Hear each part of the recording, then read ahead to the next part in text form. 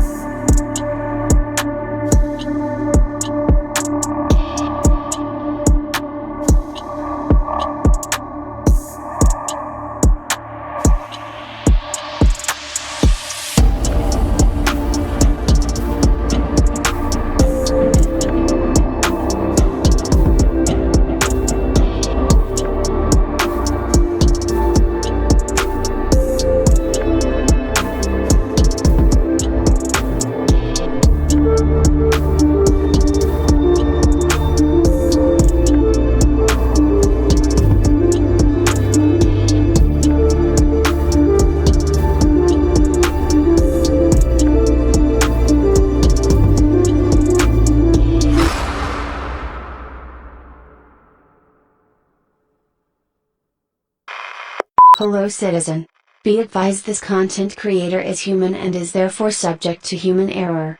Remember, trust your government, consume appropriate content, and be cautious of all conspiracy theories as they are the tools of the rebellion.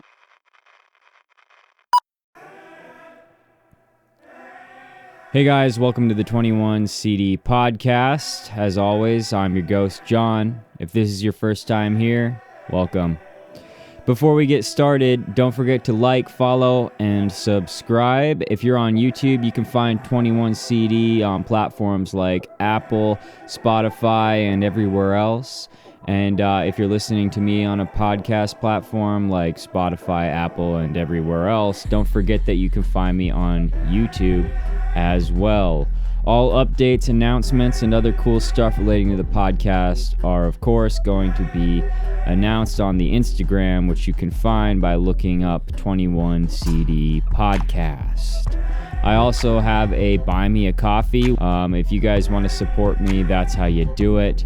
You know I love my coffee, and that's currently the only way that this endeavor of mine is monetized. Thanks in advance. I'm definitely not asking for your money, but thank you for those of you who have bought me a coffee and do so in the future. The last Cryptids of Wartime episode did so good that a bunch of you were just like, we've got to get a part 2 on Cryptids of Wartime. So that's what I'm doing this week. Sorry I missed last Thursday. I have had a crazy couple weeks. I'm actually getting off my almost a week straight without a day off, which I know doesn't sound like a lot, but it feels like a lot right now because I just started a brand new job, so everything's a little bit chaotic right now, but we're getting into the groove, and I'm hoping to start getting 2 episodes out a week again. But yeah, let's get right into this because I know you guys don't like to hear me talk too much, so welcome to Cryptids of Wartime 2. I wanted to put these guys in episode 1, but I completely spaced on it and ended up not putting them in episode in Cryptids of Wartime 1, but the rock apes of Vietnam.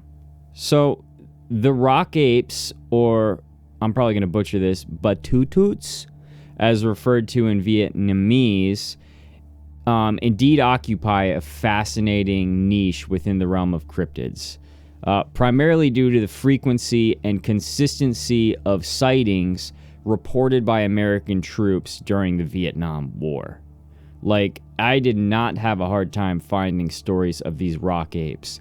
being told by soldiers who fought in the Vietnam War.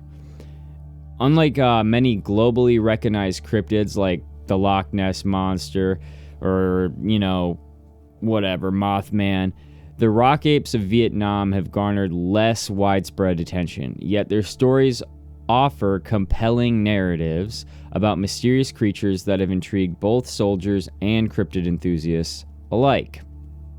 So I've got some notes on these guys.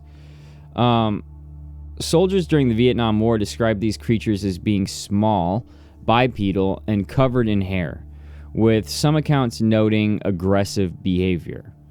The rock apes were reported to exhibit curious and sometimes confrontational actions towards humans, including throwing stones and shouting, which added to their mystique and led to numerous accounts among military personnel. The dense jungles of Vietnam, characterized by their rugged terrain and thick foliage, provided an ideal setting for such creatures to elude definitive discovery, which, of course, only adds to their mystery. And some of the soldiers would toss grenades into an area where they believed these rock apes were, or where these rock apes were shouting at them from, or whatever, and the grenades would actually be being tossed back at the soldiers. It's kind of crazy. From a scientific perspective, because of course science always has to have its say, the existence of such creatures remains unsubstantiated, with no physical evidence like corpses or clear photographs to support the claims.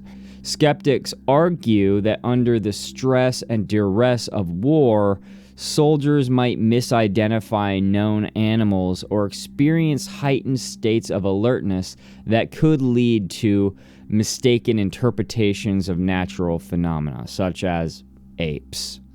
Additionally, a lack of tangible evidence post-war, despite advances in technology and, of course, increased exploration, further fuels this skepticism. But where there's skepticism, I abound, and I believe that having experienced a bit of stress and duress myself, it's probably not likely that every single one of these soldiers, all of which report seeing the same thing, was experiencing some sort of mistaken interpretation of a small monkey. Throwing rocks, shouting at them, surprise attacking them, ambushing them, throwing grenades at them, stuff like that. However, it's worth noting that the region's biodiversity could potentially hide undiscovered species, as new animals and plants are periodically identified in less explored areas of the world. The possibility, however remote, that a small undiscovered primate could exist in the dense Vietnamese jungles cannot be entirely dismissed. We're finding new creatures all the time. Lizards and frogs and fish. We're finding them all the time. But it does seem less likely that we would be coming across some sort of ape at this point, just because of how much research we have done on the biomes all over the world. Not impossible, but probably not likely, which only furthers my opinion that these are probably cryptids of some sort of supernatural or paranormal origin. Despite the absence of physical evidence, such as bodies or definitive photographs, the widespread and numerous sightings of these creatures during the war do justify further investigation, in my opinion. The name rock apes stems from their alleged habit of throwing rocks, typically as a form of retaliation. Reports also include instances where they purportedly threw back grenades at those who attacked them, like I already said. Descriptions of these creatures from the jungle depicted them as having sort of a robust, muscular body with noticeable bellies, and their skin was largely covered in reddish hair, but not their feet, hands, knees, or faces. Those were all hairless and contributed to their simian appearance. They were known to inhabit secluded areas of the jungle, living in communities away from human settlements, and generally not interacting with the surrounding human populace. However, the arrival of American troops in their habitats seemed to provoke a sense of threat to their territories, leading them to adopt an aggressive stance towards any perceived encroachments, because the Vietnam War was a very dirty war fought in dense jungle most of the time. So there's probably all sorts of area that were occupied and trampled and shot up and destroyed deep in the far reaches of Vietnam's jungle that previously had never been touched. So who knows what's really back there? These creatures, referred to as rock apes, were not timid about launching attacks on anybody who accidentally encountered them. Predominantly active during twilight hours or at night, they were often seen moving in groups, which I gotta admit is similar to, say, chimpanzees and other groups of apes, but some of the other characteristics that these things were portraying was not so similar to primates.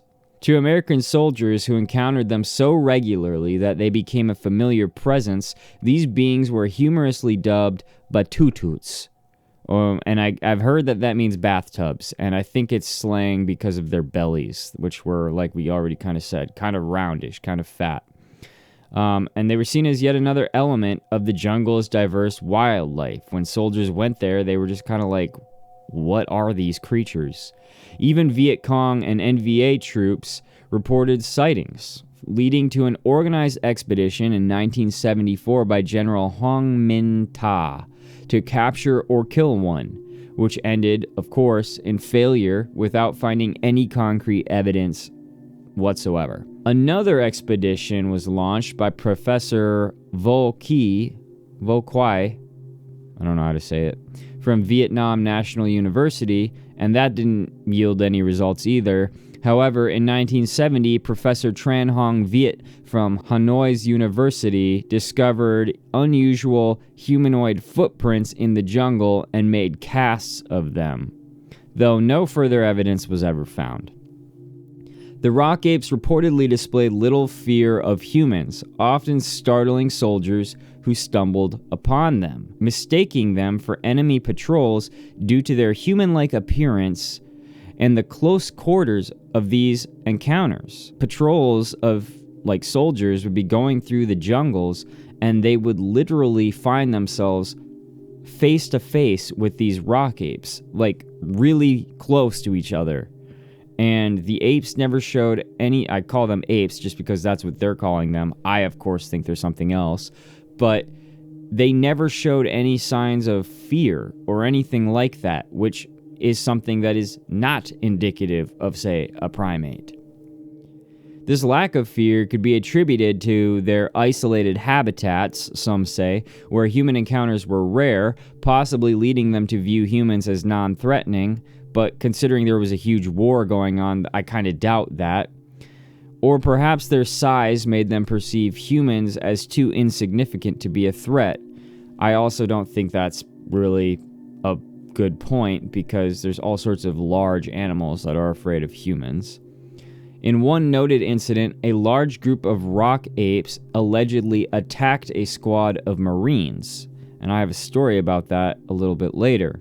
Skeptics suggest the phenomenon could be explained by hallucinations fueled by the high-stress, dangerous environment of war, potentially exacerbated by marijuana use, though it's not a hallucinogenic drug, so that would be kind of strange. While LSD could induce such hallucinations, it was not commonly used by soldiers. However, these stories were commonly told by soldiers, so it's probably not drugs. I'm just going to throw it out there. This perspective argues that the extreme conditions of war could have heightened the propensity for illusions, with the mental strain and substance use priming individuals for such experiences, despite the lack of direct evidence supporting the existence of rock apes. I'm just not buying some of these explanations that they have. It definitely feels like all of these explanations are just trying to cover up what feels like widespread cryptid sightings. So here's a couple written stories. In '69, I spent my whole tour in the bush, the Iron Triangle. One night, in ambush position, I had last guard duty before dawn. We were positioned on the outside edge of a tree line. About 15 minutes into my watch, I heard loud movement coming from a ways in the trees. As they got closer, I determined it to be a troop of monkeys, but as they got closer, these were really big monkeys. They started making loud noises like they were yelling and just tearing up the jungle. As the twilight became brighter, I could see trees being shook, big trees that no human would be able to shake. I had a starlight scope mounted on my 16, but was never able to get a glimpse of what they were. There was so much racket going on, I wondered why the noise didn't wake any of the other guys. They kept getting closer. I wondered if they knew that we were there, or they maybe smelt us. But they were so close, I took the safety off the daisy-chained claymores and was on the edge of blowing them when all of a sudden they just quit. It was lighter now, and I would have been able to see them, but they just vanished back into the jungle. It was so quiet that it was eerie. One thing was for sure. If they got a hold of a human, I'm sure he would have been shredded. I've always thought about that. What if they got just a little bit closer? How many would I have killed because I was certainly loaded for bear? Another one goes like this. These are all from soldiers who fought in Vietnam. Rock apes are the real thing. I saw a band of them up on Carly Ridge in Quang Nam province in the spring of 1970. It was nightfall and I saw them through a starlight scope. 10 to 15 of them headed away from us up a steep incline. They weren't Viet Cong because they walked as a pack, side by side in the jungle, and not in any type of military line. They all looked to be very broad-bodied and up to 5 feet tall. I've got another one here. I spent my whole tour in the bush in Vietnam. Have seen them both alive and dead. Only thing I can say, I never seen them attack anyone. Had to kill one coming into lines one night. Never thought much about them other than that they were apes. Yes, they did walk upright, about 4.5 to 5 feet tall. Saw them mostly around the rock pile. Heard a lot of different stories about them in Nam, like the throwing of rocks, but never seen that myself. In my unit, I would say that over 3/4 of the guys have seen them. As much as us Marines smell, they smell worse. Really interesting, because a lot of people claim to be able to smell Sasquatch. That he gives off some kind of musk that is undeniable. So that's an interesting correlation. Here's another story. For what it's worth, I had a friend who served in Vietnam as a helicopter pilot and a medic. But several years ago, we were watching some old videos that he had digitalized of flights that he had taken into and out of the bush. He was smiling and reminiscing as we watched the videos. Being a Bigfoot enthusiast, I asked him if he had ever seen a rock ape while stationed there. His smile melted away and he looked at me with a flat expression and said, "Well, I never saw one myself, but many of my friends did. There is no way this man would ever lie about such a thing." He went on to tell me that many in his platoon had seen them in some of the most remote areas. He had only heard large monkeys yelling and shaking trees on one occasion that he could not otherwise explain, and had been a part of a rock-throwing incident on an overnight rescue when they were flying in to evacuate wounded soldiers. Some had definitely observed these apes up close in their scopes, my friend said, so witnesses may still be out there to tell their stories. You can't discount all the soldier encounters from Vietnam. These men are proud military heroes and not apt to lie. I know my friend never would have. And the last one that I have for today is, I served with 1st Marine Division in I Corps in northern Vietnam. When troop withdrawals began, we had members of 3rd Marine Division transferred to our unit. One particular Marine by the name of Paget told me about the rock apes. They saw them all the time. He said that one time a rock was thrown at them from the apes. All the Marines responded by throwing back. Paget said that that was a big mistake. The apes bombarded the Marines with rocks before they could rush out of the area. So we're seeing some pretty crazy Sasquatch correlations here.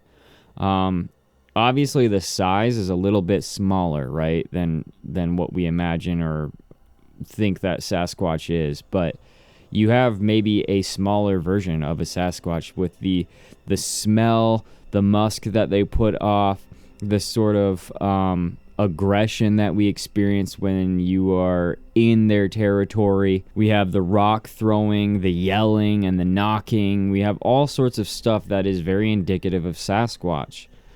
And these stories that I shared, I had to stop, like, finding them, like, because there were so many of them. So I just picked 4 random ones, but there were tons of these accounts of Marines seeing these things in the jungles of Vietnam. Pretty crazy stuff. So if any of you are fans of Tales from the Grid Square, then you guys may recognize some of the following stories. They focus on giants that soldiers have allegedly seen in the Middle East. Much like the stories of the rock apes, there are a ton of these stories of giants in the Middle East. Like, again, like, I had to stop writing them down because there were just so many that it would take episode upon episode to cover them all. So there's quite a few of them, which, in my opinion, just gives them all the more validity. So we're going to go over some of them here. These encounters, reported by some sources to have occurred during the deployments of service members to Afghanistan, were recently summarized on the Havoc Journal website, dedicated to veterans, news, and issues. These accounts originally appeared in Tales from the Grid Square, a collection of military encounters with the supernatural, authored by Nick Orton. He's the guy who wrote the book. And he's writing more books. They're pretty cool books. If you guys haven't checked out Tales from the Grid Square, you should really check it out. It's all these supernatural and paranormal experiences that service members have experienced. Orton wrote on Havoc Journal, during the war, many members of the U.S. military and coalition forces would experience events that defied explanation, such as UFOs, cryptids, and ghosts. Afghanistan held many mysteries, witnessed by those who served there, whether terrifying or truly astonishing. One of the most terrifying encounters involved the Giant of Kandahar, a creature described as a biblical cryptid, which Special Forces stumbled upon in 2002, engaged in giant-sized activities like cooking and minding its own business. The story of the Giant of Kandahar is probably not only one of the most famous stories of cryptids in Afghanistan, but perhaps one of the most famous cryptid stories of all time.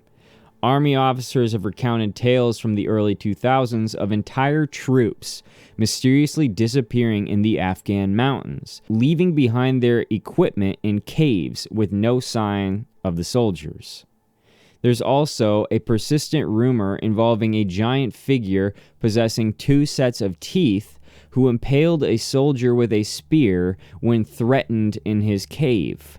Allegedly, a squad armed with high-powered rifles responded by unleashing 30 seconds of continuous gunfire to bring down the giant. According to the legend, the military then transported the deceased giant in a helicopter, and he vanished without a trace. Of course. Furthermore, the story was suppressed, and soldiers were reportedly required to sign non-disclosure agreements. This Kandahar giant, as described by Mr. K, is said to stand at a towering 13 feet tall and have 2 sets of fangs. The creature used a spear to fatally injure one of the Special Forces personnel. And this Mr. K is quite elusive, but that doesn't make him a liar. A lot of people doubt the story of the Giant of Kandahar, but who knows? There's also been Clinton emails, allegedly, where they discussed finding Nephilim and Elohim-related cryptids. According to a website called All That's Interesting, the remaining troops eliminated the giant in under 30 seconds with relentless gunfire. The military allegedly removed the giant's body using a Chinook helicopter, which that's the one with the double blades, and it has been kept hidden since, with no sightings ever again reported. Some accounts even suggest that the giant may have been as tall as 15 feet, had 6 fingers, wore leather moccasins, emitted a foul odor, and appeared suddenly from the cave, fatally striking the soldier with his spear in that fashion. One report mentioned the squad was armed with full auto M4 carbines and M107 Barrett anti-material rifles firing .50 caliber ammunition. This level of firepower, concentrated on a single target for even 1 second, let alone 30, would be highly destructive. And just to put it out there, for those who don't really know much about firearms, a .50 caliber bullet turns a human being to pink mist, pretty much no matter where they get hit. Conspiracy theorists circulated the story, leading fact-checking outlet Snopes to investigate in 2016, but Snopes is just about as reliable as the Smithsonian, and they are constantly covering up and censoring the truth. Unsurprisingly, Pentagon officials told Snopes that they had no record of such an incident, which is obviously the expected answer. This only fueled the conspiracy theories, with skeptics suggesting that this is precisely what somebody hiding a 13-foot-tall body would say.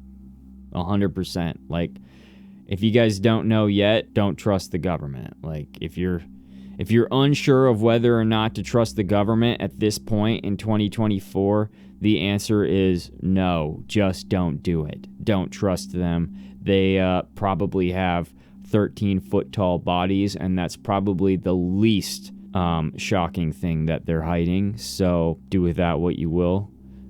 Despite the lack of official confirmation, the supernatural tale gained mainstream attention when it was featured on Coast to Coast AM, a radio show hosted by the famous and unfortunately late Art Bell. Orton continued, there are many accounts of soldiers who have reported seeing massive humanoids, towering over regular men in Afghanistan. These stories exist but are hard to come by, as not many are willing to come forward and claim they saw a giant in the mountains of Afghanistan. And this is where him and I differ a little bit, because I was finding so many stories of this, especially by people who live in Afghanistan, not just soldiers. But perhaps there is something truly massive out there. In his post, Orton shares several other tales of gigantic encounters allegedly collected from military personnel, including one involving the Giant of Kunar, a massive being seen by an infantry team leader during a deployment between 2008 and 2009. One night, while observing a village, the soldier used a thermal scope and spotted a large heat signature. He initially thought it was a group of Taliban fighters. Suddenly, the heat signature stood up as a single being, towering over the surrounding trees. The giant moved slowly and calmly, but with incredible speed, walking parallel to the soldier's position before disappearing along a nearby spur. The soldier reportedly did not share this encounter with many others, but remembered it vividly after hearing about similar stories on the Coast to Coast radio show, as one would if they had witnessed a giant towering above the tree line. I don't think that's something that would be easy to forget. The soldier speculated, I think that's what I saw, a member of an ancient race of giants that descended from fallen angels. Or it could be something like Sasquatch. I'm not sure. Now, in my opinion, these giants that we speak of are the Nephilim, okay? And for those who don't know much about what that word means, I'll enlighten you. Regular listeners of this podcast are pretty familiar with, at this point, with what the Nephilim are and how they relate to the Elohim and what I believe on that matter, but we've got new people stopping in every single day, and this is one of my favorite topics to talk about, so I don't mind going over it again and again. But essentially, the Nephilim were the offspring, and probably still are, if there are still some around, they are the offspring of the original fallen angels, the Watchers. led by Samyaza, who rebelled at Mount Hermon, and alleging that there is some truth to the Book of Enoch. Okay, some people don't really like to lean on the Book of Enoch because it is, I guess, not considered Bible canon, but either way, they all gathered atop the mountain to pledge an oath to mate with human women and defy the Creator, according to this story, the Creator being God. As a consequence of this pact, their children, the Nephilim, turned out to be destructive and savage beings, and these Nephilim are giants. Again, this is all alleging that the Book of Enoch is true, but regardless of whether it is or not, Nephilim and Elohim are heavily referenced. These fallen watchers, they're all mentioned in the Bible, okay, in Bible canon. They're not something that you have to read the Book of Enoch to research or hear about. And in the Bible, it doesn't necessarily talk about this sort of ritualistic way that they rebelled against Yahweh, God.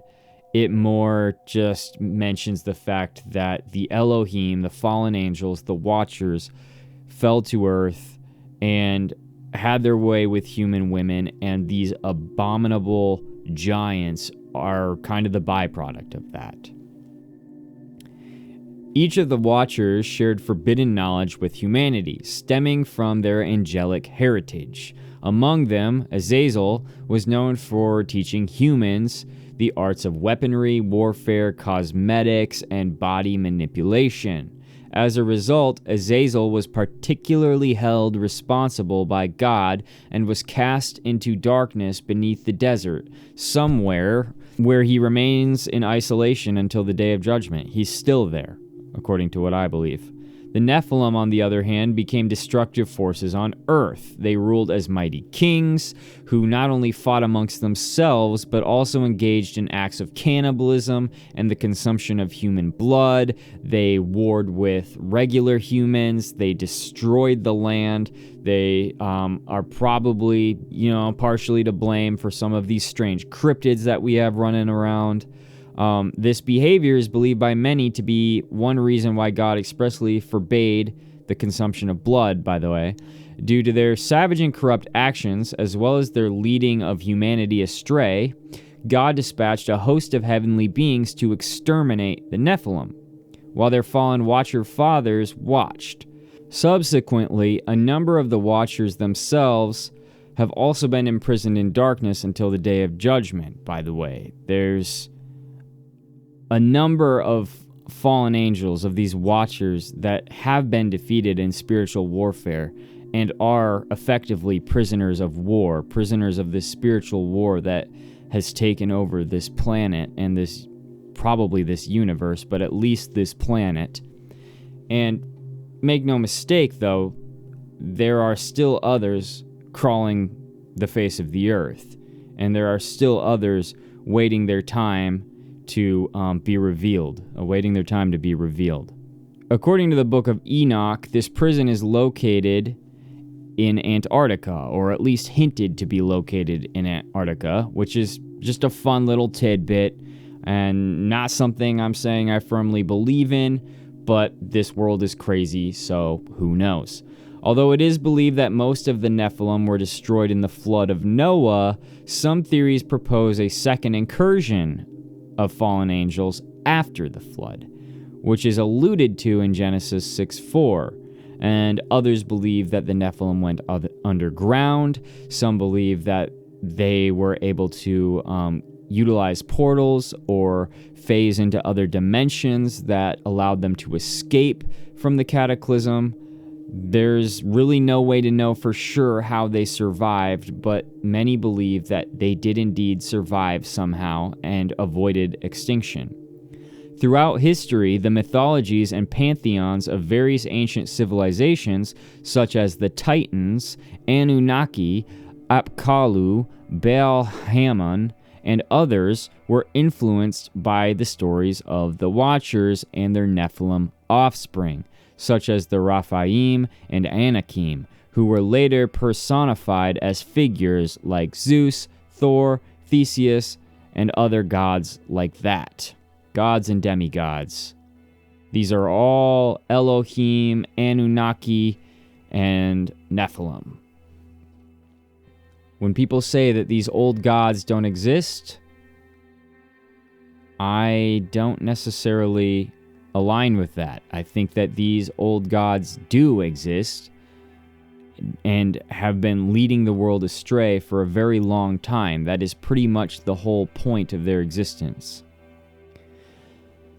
But that's a completely different episode. I would love to talk about it. I will in a future episode, but we've got to move on because I have an insane cryptid that until I started researching for this episode, I had never heard of.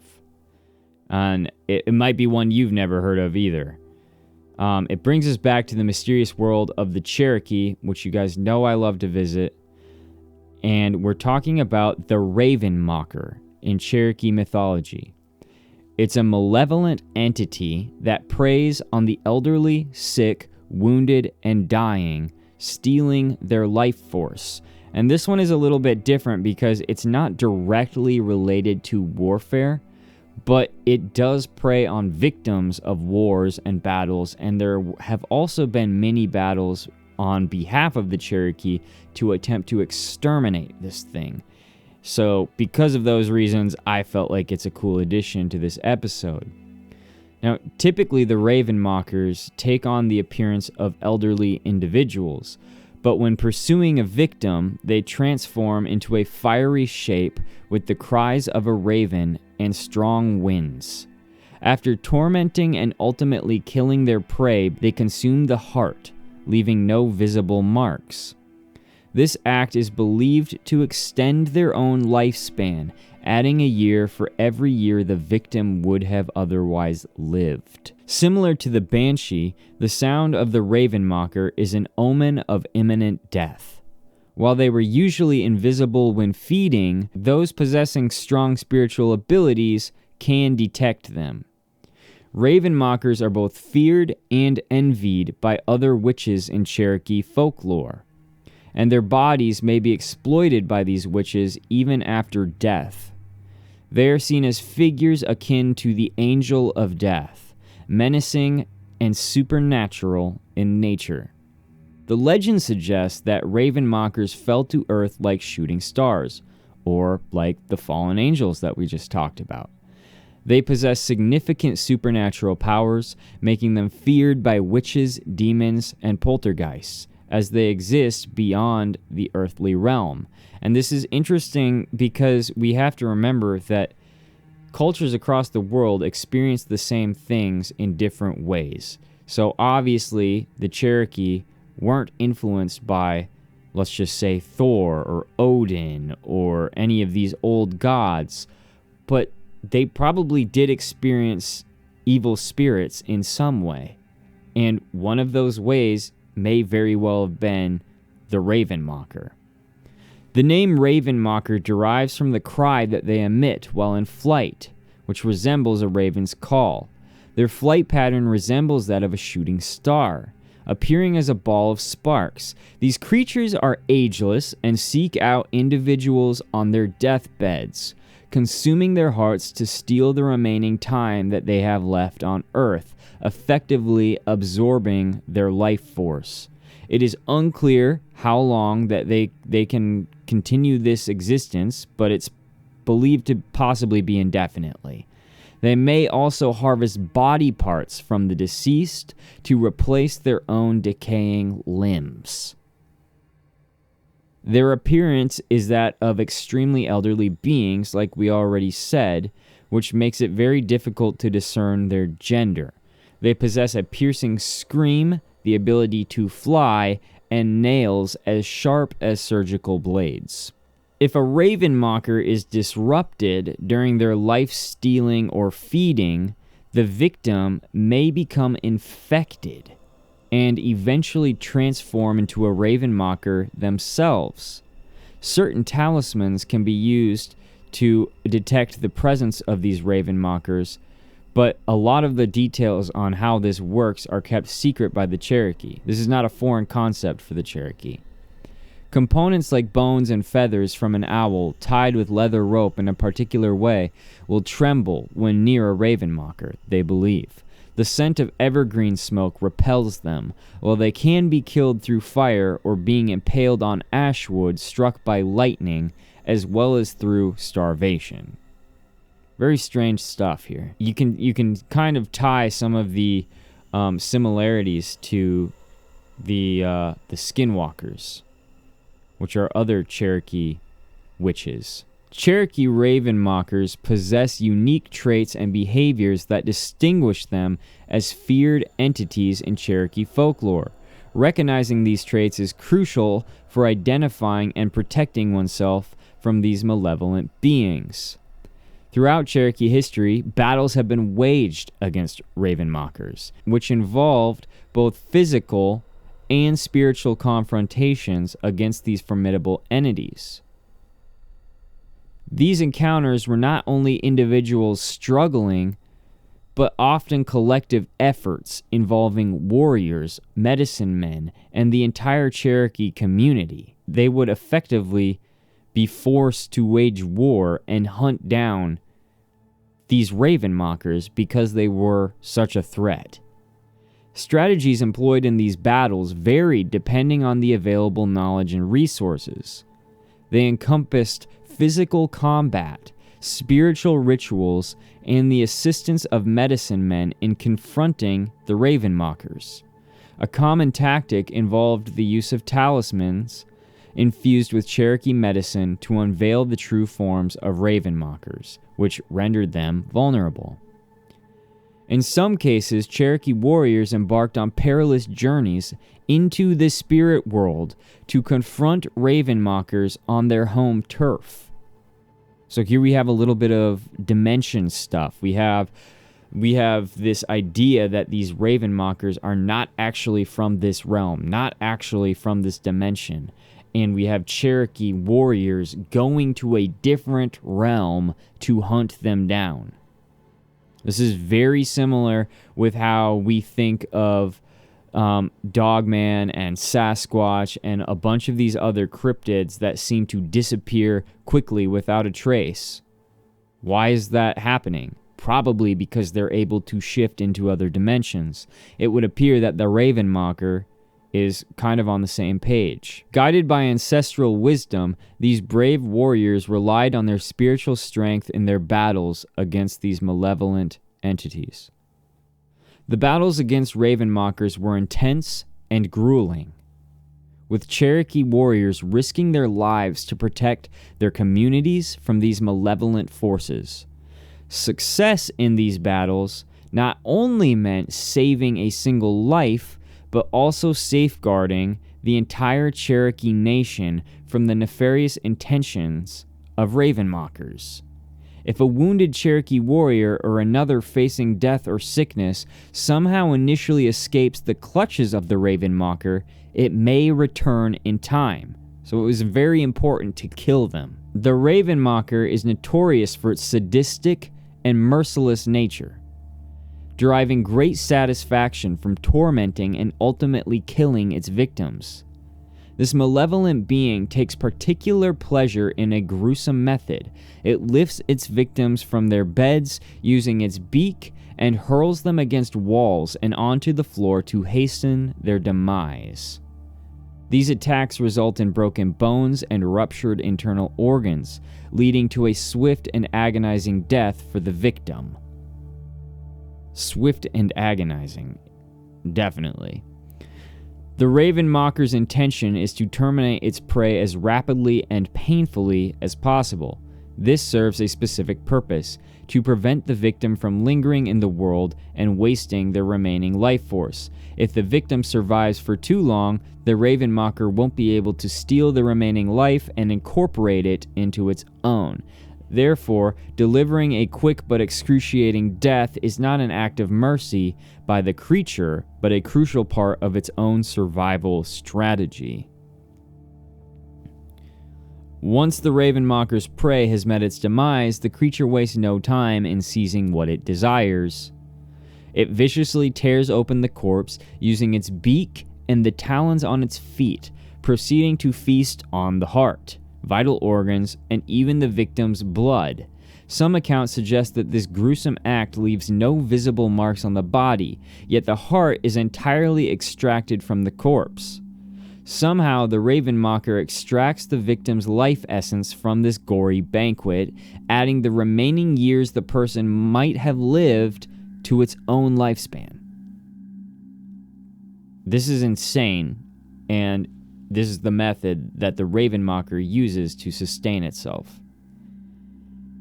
Legends recount stories of courageous warriors engaged in epic battles against these raven mockers, which is why I've included it in Cryptids of Wartime, highlighting the resilience and bravery of the Cherokee people in their struggle against these terrifying beings.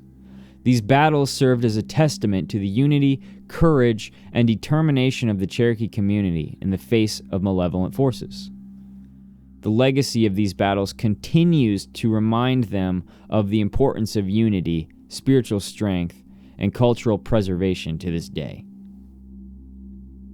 The confrontations with raven mockers hold a significant place in Cherokee history, underscoring the bravery and resilience of their people in their ongoing fight against malevolent entities. It's crazy. It's absolutely insane. It's just, a lot of these stories, like when you start reading them, even when you find new cryptids, you can really see the similarities between those new ones and other cryptids that we've already, sort of been studying for a while now. Like, let's just say the giants, the Nephilim, and how they were consuming blood as well and eating humans and cannibalizing people and stuff like that, cannibalizing each other and stuff like that. It's very similar to these witches of Cherokee legend that are in a completely different part of the world, but exhibiting the same behavior, the consumption of humans, the cannibalization of humankind, because a lot of these things are kind of human, but not really human, and yet they're eating each other and humans. It's very interesting how all of these correlations exist between these cryptids. All right, we've got one more for you here. Our last story takes us to the time of the Korean War. In May 1951, during the Korean War, Private First Class Francis P. Wall and his regiment were stationed near Chorwon, approximately 60 miles north of Seoul. While they were preparing to shell a nearby village with artillery, an unusual sight suddenly caught the soldiers' attention in the hills. It appeared like a jack-o'-lantern descending slowly across the mountain, they said. What unfolded next, involving a pulsating and seemingly aggressive light, along with lingering, debilitating symptoms, would bewilder many for decades to come, even to this day. As the soldiers observed, the unidentified craft descended into the village just as the artillery airbursts began to detonate. We further noticed that this object would position itself directly in the middle of an artillery airburst, yet remain completely unharmed. Wall later recounted during a 1987 interview with John P. Timmerman of the Center for UFO Studies. Then, abruptly, the object changed its course, as Wall described it. Initially, it glowed orange, but it transformed into a pulsating, brilliant blue-green light. Wall sought permission from his company commander to fire armor-piercing bullets from an M1 rifle at the object. When the bullets struck the craft's body, they produced a metallic ding sound. The object's behavior became even more erratic, zigzagging and flashing its lights on and off. Wall's recollection of the events that followed are even more peculiar. He claimed, "We were attacked," and described being subjected to a form of pulsating ray that emitted visible waves when aimed directly at them, similar to a sweeping searchlight, he said. He vividly remembered a burning and tingling sensation that swept over his body, as if he were being penetrated. In response, the soldiers hurried into underground bunkers, observing as the craft hovered above them and then rapidly shot off at a 45-degree angle. "It's that quick," he emphasized. "It was there, and then it was gone." 3 days after the incident, the entire company of men had to be evacuated by ambulance, with special roads created to transport those too weak to walk. When they finally received medical attention, they were diagnosed with dysentery and had an extremely high white blood cell count. According to Richard F. Haynes, a UFO researcher and former NASA scientist, these symptoms resembled the effects of radiation.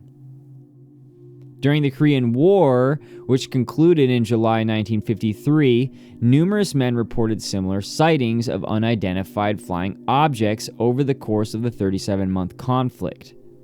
There's a lot going on in Korea at this time. These objects often resembled flying saucers. An unofficial account suggests that as many as 42 of these sightings were corroborated by additional witnesses, averaging more than one per month during the entire war's duration, which is crazy. Initially, some researchers speculated that these sightings might be attributed to Soviet experiments involving German technology and anti-gravity research, which to me would not be surprising at all because of all of the things that the Nazis were working on. Undoubtedly, some of that fell into the hands of the Russians during World War II. There's absolutely no way of knowing what kind of technology Russia possesses and what kind of technology we possess, for that matter. What kind of technology is in Italy, in the Vatican? Because we know that the Nazis were working on anti-gravity. We know that they were trying to communicate with off-world sort of, I'm just going to call them aliens, but off-world creatures of some type.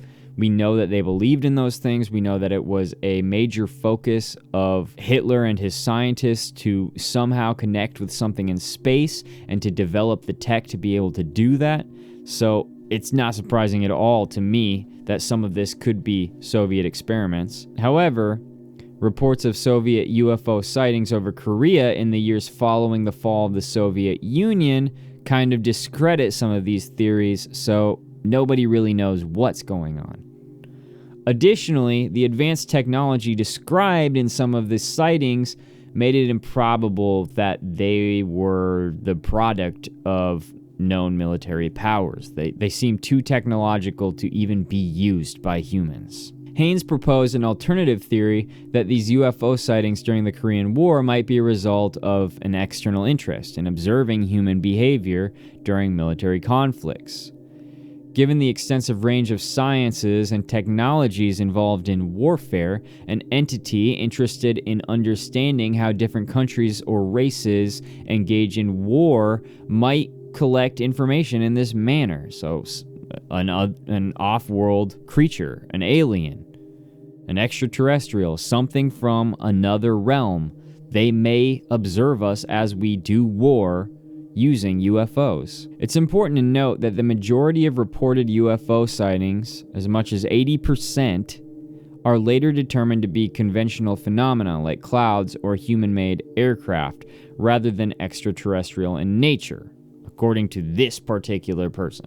I don't think that's true at all. So, obviously, they admitted recently that they had been lying to us about UFOs and about aliens potentially, and we're seeing them pretty much every single day at this point. We're seeing something, so there's absolutely no way that you can say that 80% are just clouds or some natural phenomenon, because they're just coming in. These sightings are coming in too frequently to be discredited in such a way, right? Like, let's be honest here. It's getting to the point where you can't just explain away every UFO sighting anymore. In Wall's case, the exact nature of what he witnessed that day remains unproven. We don't know what it is, but we don't know what it's not either. Without the testimony of other men from his regiment, it's challenging to ascertain whether they shared the same bizarre experience, even though many of them fell seriously ill. In the years following the war, Wall lost contact with many of his fellow soldiers.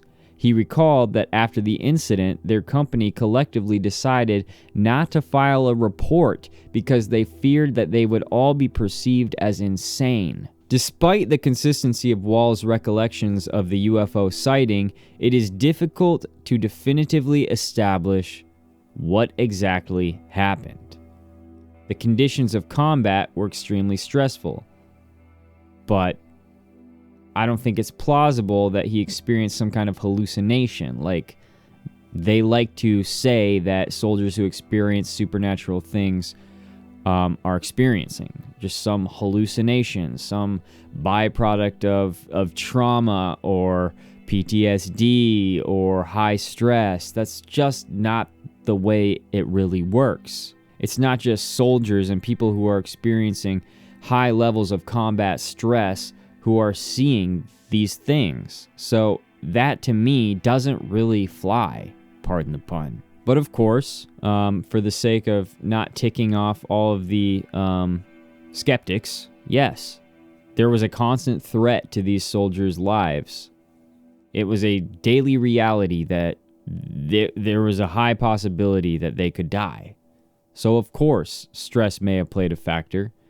It's just not my personal opinion that that's what happened. But it's also possible that he experienced some kind of feverish delirium, a common occurrence in cases of severe dysentery, which would explain both the hallucinations and the elevated white blood cell count noted by Army doctors and Haynes. But what about the rest of his unit? They just all experienced the same exact thing at the same exact time, and it was all this feverish delirium? That doesn't really make sense to me either. In a later interview with Haynes, Wall mentioned discussing what he had seen with approximately 25 other men, but none of those others ever came forth or could be traced. In 2002, British researchers linked UFO sightings to Cold War hysteria and pointed out that the number of sightings decreased as radar technology improved. Did they, or did they just get better at hiding them, right? Or did the intelligence that was using UFOs learn to hide better, develop better technology? Do they adapt quicker than we do? Is their technology advancing faster? Are they able to mask themselves better as they see our technology advancing? Is this a possibility? Wall endured experiences during his time in Korea that left lasting scars until he passed away in 1999. One night, he navigated through a pitch-dark minefield, praying for his life along the way. Unfortunately, not all who attempted the same journey were as fortunate. According to his daughter, he went into the war as a happy person, but emerged as a completely different person altogether. The question of whether the reported UFO sightings, including Wall's, were a result of trauma-induced hallucinations or something more mysterious and deserving of further investigation remains an unsolved mystery. Yes, it does. You know, when you're researching this kind of stuff, it's so interesting to see, especially like the UFO and the alien talk. It's so interesting to see how outdated the lingo is now. Because before, it used to be very like, you know, we don't know if UFOs are real, and we don't know about aliens and extraterrestrials, but they're probably not real. That's just all stuff made up by conspiracy theorists and, you know, science fiction nerds and stuff like that. But now we've got them invading Miami all the time, and there's just hundreds of accounts of unidentified flying objects and potentially alien activity being reported by the governments of the world, which is extremely weird, but part of the reality that we live in. Some of the animals even that are on the planet and in the oceans. We just have no idea how they even came to be, and they don't seem to exhibit the same sort of biological features that other animals exhibit. So we think maybe they're aliens, like octopus and stuff like that. Man, we have no idea what is going on. So I'm not one of those people who's going to be like, no, you didn't experience a UFO. You're just stressed out. That just doesn't seem fair to the witness. Discrediting these wartime stories in general doesn't seem fair to the witnesses. Because even though they are all going through something extremely stressful, that doesn't diminish their ability to experience the supernatural and the paranormal. And if anything, they are way closer to it than the rest of us, just because of the nature of reality that they're living in, where there is a lot of energy in the environment that they are in. There's a lot of destructive and violent energy thrashing about in that environment. Of course, that's where weird stuff is going to happen. But anyway, guys, I promise you we will be moving on to other topics next week, or on Thursday, depending on how my week goes. We will see. Obviously, all of my sources, I used a bunch of sources for this one because I used other people's stories and people's writings and stuff. All of those are going to be in the description. If you want to read them for yourself, feel free. Please don't forget to like, follow, and subscribe. Thank you all for everything that you guys have been doing lately. The podcast is growing, and it's all thanks to you guys. And I appreciate all your feedback. You guys were extremely kind to me in the comments on my last video when I was having a pretty bad day. You guys really lifted me up, and you have no idea what that means to me. So thank you guys all so much. I will see you on the next episode. Remember, don't drink the water and question everything. Later.